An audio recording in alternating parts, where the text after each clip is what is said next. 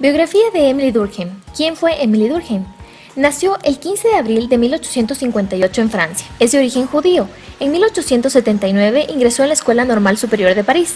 Lo apodaban el metafísico debido a su marcado interés por las cuestiones filosóficas.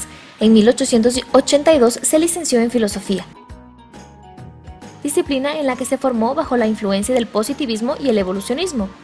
Cursó estudios específicos en Francia y Alemania durante 1785 y 1786, leyendo las obras de algunos de los precursores de la sociología, pero fue Augusto Comte quien lo marcó más profundamente, transformándolo en su heredero y continuador. Para nosotros adentrarnos en el tema, vamos a hablar de sus aportes a la sociología. ¿Qué importancia tienen sus obras? A través de las obras de Durkheim no solo es posible entender mejor la sociología contemporánea, sino que puede, además del lector, dar grandes pasos en la comprensión de esta ciencia a la que Durkheim le dedicó lo mejor de su vida.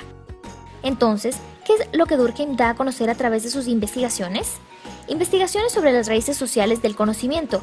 La suya se trató de una de las primeras empresas sistemáticas por explicar sociológicamente con reflexiones teóricas. De este modo, Durkheim logró arraigar en las ciencias sociales temas hasta ese momento exclusivos de la filosofía.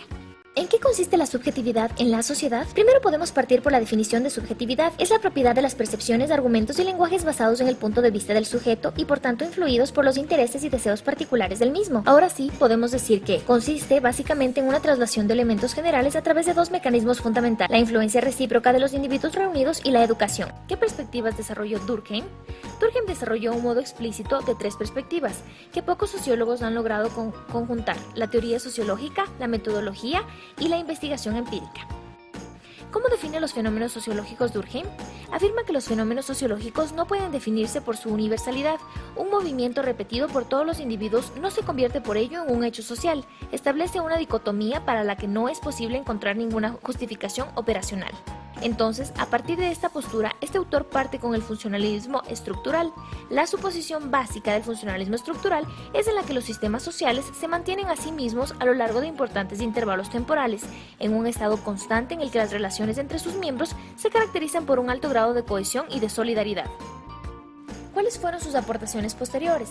Durkheim desarrolló el concepto de la anomía en la división del trabajo social y el suicidio, identificando el momento en que los vínculos sociales se debilitan y la sociedad pierde su fuerza para integrar y regular adecuadamente a los individuos, generando fenómenos sociales. En su libro La división del trabajo social, abordó con el tema de la evolución de la sociedad central para la sociología de la época. Concibió la sociedad como una entidad supraorgánica y describió la evolución social como un proceso en el que, a partir de un estado de homogeneidad inicial, se iban produciendo una heterogeneidad y diferenciación crecientes. Un enfoque claro de la relación del individuo con la sociedad.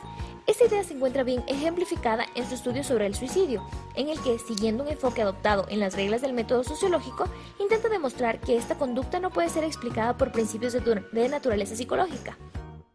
Entonces, ¿cómo definió Durkheim a la teoría social clásica?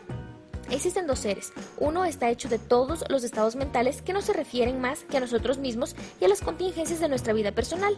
El otro es un sistema de ideas, de sentimientos, tradiciones nacionales o profesionales, las opiniones colectivas de todo tipo. A raíz de esto, ¿cuál fue su rasgo característico? Durkheim parte por el positivismo. Tiene así la única interpretación de enfocar la sociedad como una realidad independiente que tiene sus propias leyes, su propio desarrollo y su propia vida. ¿Cómo concluyó Durkheim con la ciencia moral?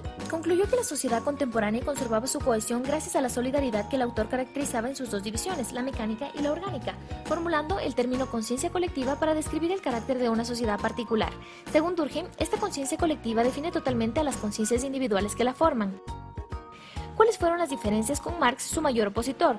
Durkheim ofrece toda su capacidad para comprender diferentes ámbitos del esquema social y analizarlo desde un punto de vista mucho más objetivo, vinculando cada uno de sus potenciales desaciertos a las distintas maneras o bases de integración que existen en la sociedad. Marx somete a la sociedad de aquel entonces a escudriñar sistemáticamente cada una de las tendencias sociales de la época y posteriormente a comprenderlas desde una perspectiva netamente basada en el contexto social y la inferencia del mismo en los sistemas económicos y de poder, lo que no sucede con Durkheim, ya que su objetivo de estudio está basado en su gran mayoría en los fenómenos sociales.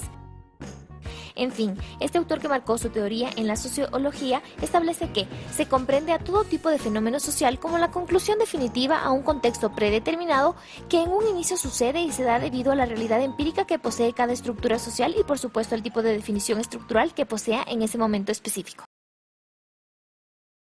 Created using Powtoon.